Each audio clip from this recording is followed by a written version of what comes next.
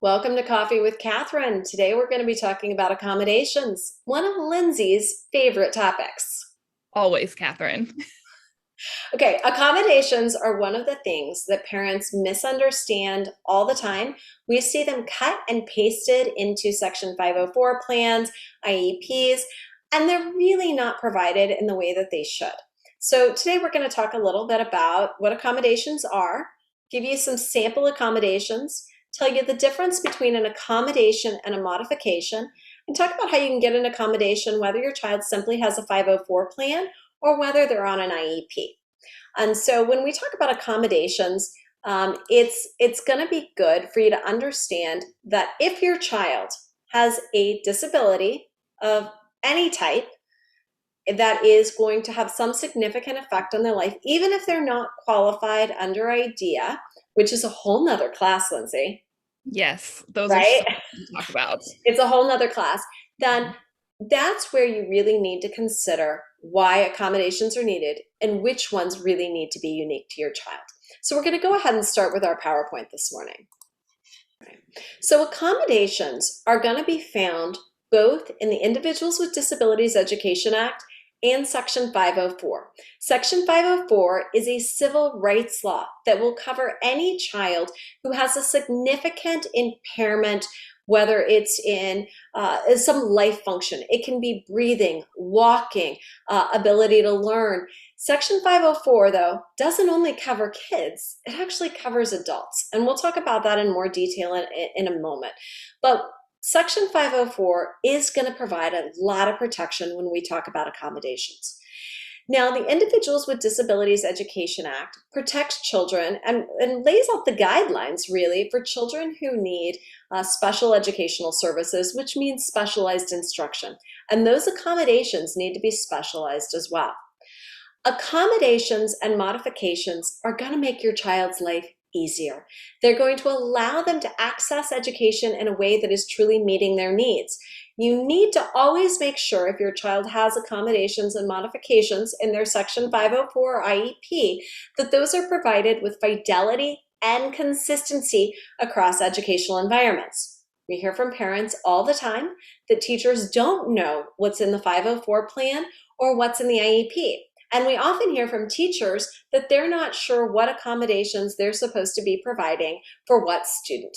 And it's really important as parents or as teachers that you're making sure that you understand the accommodations for each individual child, and that as parents, you're making sure that the teachers are using those accommodations or modifications daily with your child. An accommodation is simply a way to make an educational environment accessible, right? And it means that your child may need preferential seating because they're going to be distracted. Your child may need a scribe because they have OT issues, and OT means basically orthopedic issues. They're struggling with holding a pen. They're struggling with writing. They may need an assistive technology evaluation so that we can provide as an accommodation a text to or a speech to text device. All of these are ways we're looking at making it more accessible. An accommodation does not change the curriculum or expectations. What it does is make it accessible. Reduced homework is an accommodation because we're looking for the mastery of something. We're not just saying you got to do 40 problems, even if you're struggling with OT issues, attention issues. We want to just make sure that you've mastered what we're attempting to teach. A modification, on the other hand, is, I'll give you a good example. We have an 8th grade student who is reading at a 1st grade level. We may need to modify the curriculum, and that means changing test questions, changing the information that they're being presented to better get them where we want them to go and ensure that they're still learning the material. We may need to make modifications. Or a child who has a cognitive disability. We want to ensure that they're learning science as well. So we're going to modify what may be high school science into a way that they can still learn and process that material. Now, if you're a parent and you have disabilities, you still have protection as that parent. If you are deaf and need someone to provide you the IEP in a different format, or to be sure that you can participate in the discussions, you need a sign language interpreter there. The school has to provide that. If you're a parent who's blind and you need that IEP in Braille, the school should provide that. If you're a parent who just needs the IEP read aloud to you because you struggle with reading, do not hesitate to ask. Again, these are things that are already in place by law to ensure that you can be involved and actively involved and a true participant in your child's education. Now, IDEA, which is, you're going to see, we talk about every week, is basically one of those federal laws that says not only do we need to be providing that specialized instruction, okay, we need to be providing individualized accommodations, and it needs to be in the IEP if you're going to be providing those accommodations on the statewide testing. That becomes really essential. And there needs to be a statement there as to why that child needs it, and if they need an alternative assessment, why that is needed as well. Okay, so that alternative assessment is an accommodation, but we need that statement of why this is appropriate for that child. Now, some samples, and this is not meant to be exhaustive.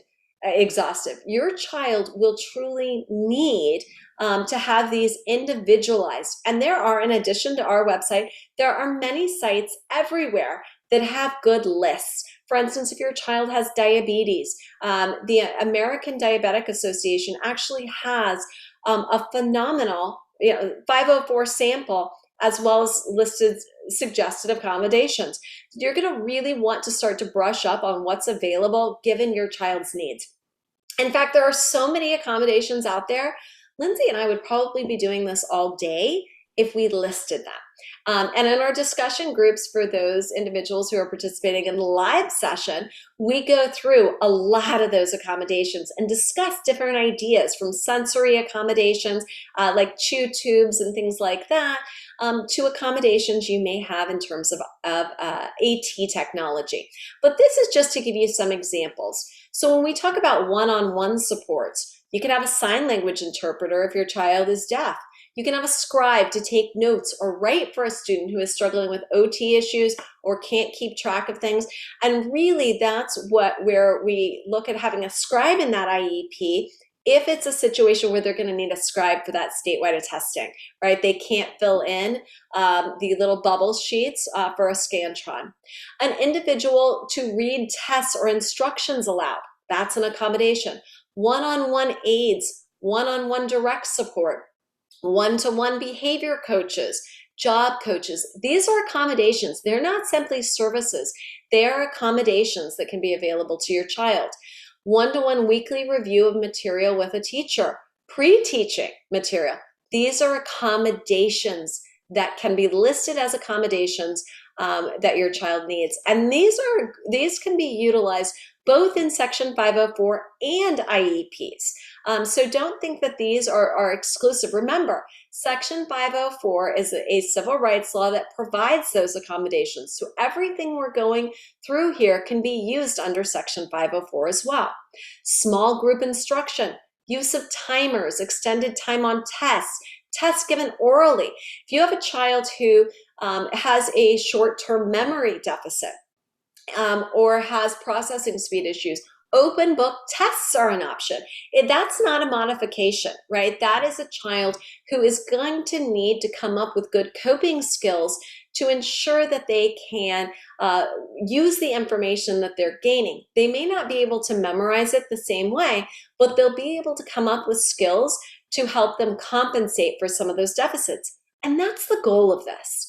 It's to come up with, how do we walk through the world, because we're all going to have deficits, we're all going to have challenges, and really come up with ways for how we can overcome them.